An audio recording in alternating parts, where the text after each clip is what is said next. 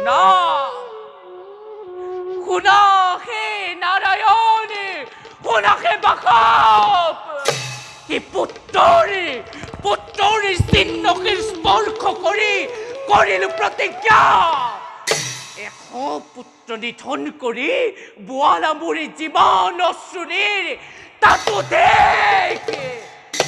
তাতো ঠিক তোমালোক সকলোৰে বাবে হানি মই অশ্ৰুৰি প্লাৱন নাৰায়ণী কুশক্তি নাৰায়ণী গঢ়িলম হাতৰ সুদৰ্শন চক্ৰ লৰাম বাখন সেই বিশ্ববিধাতা কুশক্তি নাৰায়ণী